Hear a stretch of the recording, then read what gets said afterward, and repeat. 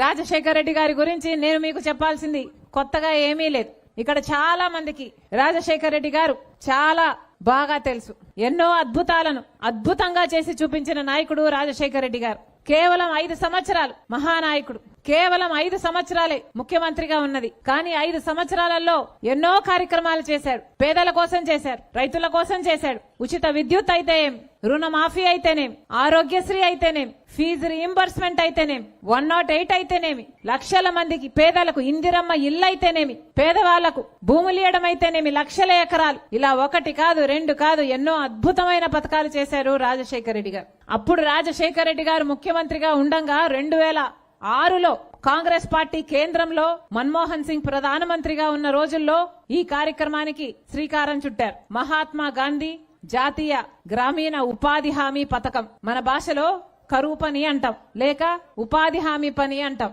ఆ రోజుల్లో ఎంతో వైభవంగా ఇదే రాయలసీమలో అనంతపూర్లో బండ్లపల్లి అనే గ్రామంలో సరిగ్గా ఫిబ్రవరి 2వ తేదీకి మొన్న 20 సంవత్సరాలు అయిందని నేను కూడా ఆ గ్రామానికి వెళ్లడం జరిగింది. 20 సంవత్సరాల క్రింద ఇదే రాయలసీమలో పురుడు పోసుకుంది ఉపాధి హామీ పథకం. కాంగ్రెస్ 10 ఏళ్లు అధికారంలో ఉంది. ఆ 10 ఏళ్లు బ్రహ్మాండంగా నడిచింది ఉపాధి హామీ పథకం.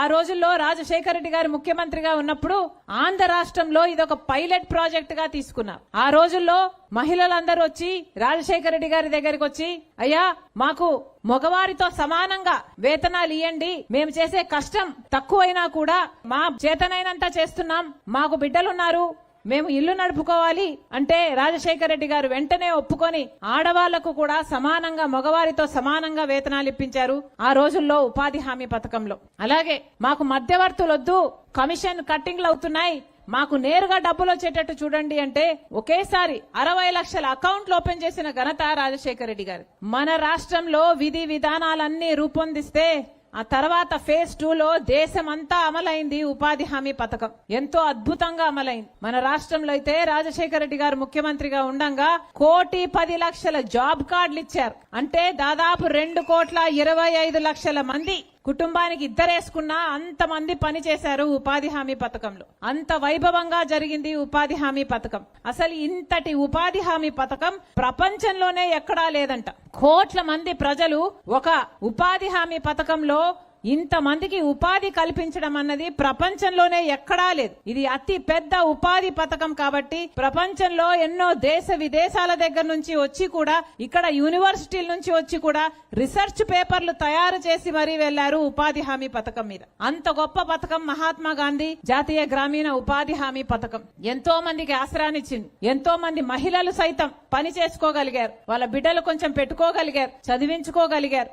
అంత గొప్ప పథకాన్ని ఇప్పుడు బీజేపీ పార్టీ నాశనం చేయాలని చూస్తుంది. బీజేపీ పార్టీ ఈ మహాత్మా గాంధీ ఉపాధి హామీ పథకాన్ని తీసివేసి బీజేపీ పార్టీకి సంబంధించి విబి గ్రామ్ అని కొత్త చట్టాన్ని తేబోతుంది. మొట్టమొదటిగా మహాత్మా గాంధీ పేరును తొలగించేశారు. మహాత్మా గాంధీని చంపింది ఎవరు?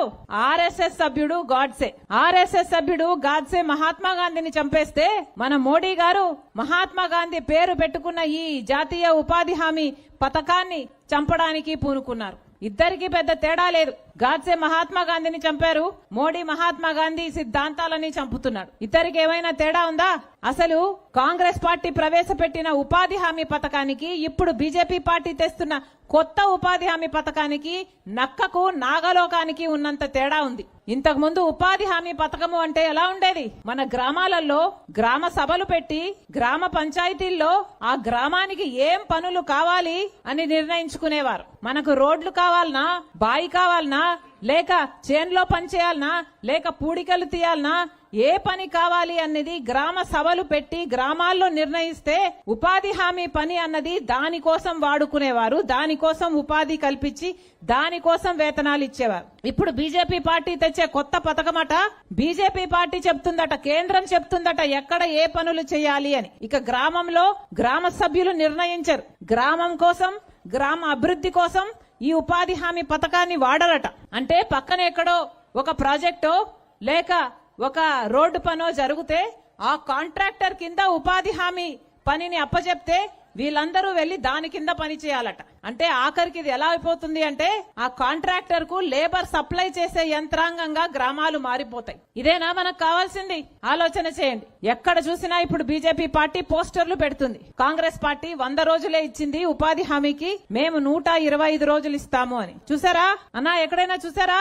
పోస్టర్లు పెడుతున్నారు, పెద్ద పెద్ద హోర్డింగ్లు కూడా పెడుతున్నారు. ఇప్పుడు కోట్లు ఖర్చు పెడుతున్నారు దానికోసం. 200 కోట్లు ఆల్రెడీ విడుదలైందంట. కాంగ్రెస్ పార్టీ 100 రోజులు ఇస్తుంది, మేము 125 రోజులు ఇస్తాము అని. అయ్యా, మేము సూటిగా ప్రశ్నిస్తున్నాము. నిన్నటి సంవత్సరం 2025లో మన రాష్ట్రంలోనే చంద్రబాబు గారు ముఖ్యమంత్రిగా ఉండగా ఉపాధి హామీ పథకం అన్నది ఎన్ని రోజులు జరిగిందో తెలుసా? కేవలం 52 రోజులు మాత్రమే సగటున వీళ్ళు పని ఇచ్చారు. అంటే కనీసం 100 రోజులు కూడా పని ఇవ్వలేదు. 100 రోజులు కూడా పని ఇవ్వని వీళ్ళు 125 రోజులు ఇస్తాము అంటే నమ్మడానికి మీరు గొల్లరా? మీరు వెర్రివాళ్ళ? ప్రజలు ఏమనుకుంటున్నారు? కేవలం 52 రోజులు మాత్రమే పని ఇచ్చిన వాళ్ళు 125 రోజులు పనిస్తాము అని నమ్మమంటున్నారే. ఇది అన్యాయం కాకపోతే ఏమిటి అంటున్నాం. మళ్లీ చెప్తున్నాం, వీళ్లకు చిత్తశుద్ధి లేదు. కనీసం 100 రోజులు కూడా పని ఇవ్వని వీళ్ళు 125 రోజులు ఇస్తామంటున్నారు. 125 రోజులన్న మాట పచ్చి అబద్ధం. ఇది మోసం, ఒక బూటకం. దీన్ని నమ్మకండి. ప్రతి ఒక్కరూ దీన్ని వ్యతిరేకించాల్సిన అవసరం ఉంది. ఇంతకు ముందు ఉపాధి హామీ పథకంలో ఎన్ని గంటలు పనిచేసేవారమ్మా? 6 గంటలో 5 గంటలో పని చేసేవాళ్ళు. ఇప్పుడు కొత్తగా వచ్చే ఈ బీజేపీ చట్టంలో 12 గంటలు పని చేయాలట. అది కూడా మండుటి ఎండలో పని చేయాలట. ఆడవాళ్ళకి చేతవుతుందా? అసలు మగవాళ్ళకైనా చేతనవుతుందా? ఉపాధి హామీ పథకానికి ఇంతకు ముందు మొత్తం నిధులు కేంద్రమే ఇచ్చేది. కానీ ఇప్పుడేమంటున్నారంటే 60% మాత్రమే కేంద్రం ఇస్తదట, 40% రాష్ట్ర ప్రభుత్వం పెట్టుకోవాలట. ఇది అన్యాయం కాకపోతే ఏమిటి అని అడుగుతున్నాం. ఇది వరకు మొత్తం కేంద్రం ఇచ్చే పథకంలో అన్యాయంగా ఇప్పుడు కోతలు పెట్టి రాష్ట్రాలు పెట్టుకోవాలి అంటే రాష్ట్రాలు పెట్టుకోగలవా? అసలు మన ఆంధ్ర రాష్ట్రం పెట్టుకోగలదా? మన ఆంధ్ర రాష్ట్రానికి ఇప్పటికే ప్రభుత్వ ఉద్యోగస్తులు కూడా జీతాలు ఇవ్వడానికి కూడా డబ్బు లేవు. మరి చంద్రబాబు గారు ఎక్కడి నుంచి తీసుకొచ్చి పెడతారు? అందుకే సూటిగా అడుగుతున్నాం చంద్రబాబు గారు. ఈ బిల్లుకు మద్దతు ఇచ్చారు చంద్రబాబు గారు పార్లమెంటులో. 60% కేంద్రం పెట్టుకుంటుంది, 40% రాష్ట్రం పెట్టుకుంటుంది అని మద్దతు ఇచ్చిన తర్వాత ఇప్పుడు మళ్లీ బీజేపీ చుట్టూ తిరుగుతున్నారు 40% డబ్బులు ఇవ్వండి అని. అసలు బిల్లుకు మద్దతు ఇవ్వడం ఎందుకు? మళ్ళీ ఇప్పుడు అడుక్కొని తిరగడం ఎందుకు? అసలు ఎవరిచ్చారు చంద్రబాబు గారికి ఈ హక్కు? ఎవరి తరపున చంద్రబాబు గారు బిల్లుకు మద్దతు ఇచ్చారు? అసలు మరో రాష్ట్ర ఎంపీలను తీసుకువెళ్లి బీజేపీ అక్కడ మద్దతు ఇస్తున్నారు. బీజేపీ పార్టీ అధికారంలో ఉంది. మరి మన రాష్ట్రానికి ఏం చేస్తుంది బీజేపీ పార్టీ? ఏం చేసింది బీజేపీ పార్టీ? ప్రత్యేక హోదా ఇచ్చిందా బీజేపీ పార్టీ? మనకు రాజధానికి నిధులు కావాలి అంటే అప్పులు ఇస్తున్నారే, కట్టారా మనకు రాజధాని? పోలవరం ప్రాజెక్టు ఎత్తు తగ్గించి దాని గ్రావిటీ బేస్డ్ ప్రాజెక్ట్ కాకుండా లిఫ్ట్ ఇరిగేషన్ ప్రాజెక్ట్ చేస్తున్నారే. ఇది అన్యాయం కాదా బీజేపీ చేస్తున్నది? ఇలాంటి ఎన్ని పథకాలు మనకు రాష్ట్రానికి రావాల్సిన ప్రతి మేలును అడ్డుకుంటుంది. ఈ రోజు మన బిడ్డలకు కూడా కనీసం ఉద్యోగాలు, డిగ్రీలు పీజీలు చదివిన బిడ్డలకు కూడా ఉద్యోగాలు రావట్లేదు అంటే ఈ పాపం ఎవరిది? మన రాష్ట్రం బాగుపడుంటే మన రాష్ట్రంలో కూడా ఒక హైదరాబాదో, ఒక బెంగళూరు, ఒక చెన్నైయో, మన రాష్ట్రంలో కూడా ఒక రాజధాని ఉంటే ఎంత గొప్పగా ఉండు. కానీ మనకుందా? మన చేతిలో మాత్రం చిప్పబెట్టారు. కానీ మన ఎంపీలంతా మాత్రం బీజేపీకి మద్దతు ఇస్తున్నారు. ఇది అన్యాయం కాకపోతే ఏమిటి అని అడుగుతున్నాం. ఈ రోజు కనీసం ఉపాధి హామీ పనికి ఇచ్చే డబ్బుల్లో కూడా కోత పెడుతున్నారు అంటే వీళ్ళు దుర్మార్గులు కాకపోతే మరి బీజేపీ ఏమిటి? వాళ్లకు మద్దతు ఇస్తున్న చంద్రబాబు గారు ఏమిటి? పోనీ ఎవరైనా మాట్లాడుతున్నారా? కూటమి సర్కార్ ఎలాగో మాట్లాడదు, చంద్రబాబు గారు, పవన్ కళ్యాణ్ గారు ఎలాగో మాట్లాడరు. పోనీ జగన్మోహన్ రెడ్డి గారైనా మాట్లాడుతున్నారా? జగన్మోహన్ రెడ్డి గారు అధికారంలో ఉన్నంత కాలం బీజేపీకి మద్దతే ఇచ్చారు. ప్రతి బిల్లులో మద్దతు ఇచ్చారు. మొత్తం మన రాష్ట్రంలో ఎన్ని పెద్ద పార్టీలుంటే అందరూ ఈ రోజు బీజేపీకి బినామీలుగా మారారు, బీజేపీకి బానిసలుగా మారారు. అందుకే ఈ రోజు రాజశేఖర రెడ్డి బిడ్డ ఇక్కడ నిలబడి ప్రజల కోసం కొట్లాడడానికి మీ ముందు నించుంది. ఉపాధి హామీ పథకం అన్నది రాజశేఖర రెడ్డి గారు అంత వైభవంగా మొదలుపెట్టిన పథకమే. మరి ఇలాంటి పథకాన్ని నాశనం చేస్తుంటే కూడా జగన్మోహన్ రెడ్డి గారు మాట్లాడడం లేదు అంటే ఇక నాయకుడిగా ఎందుకున్నట్టు? ఒకసారి ఆలోచన చేసుకోండి.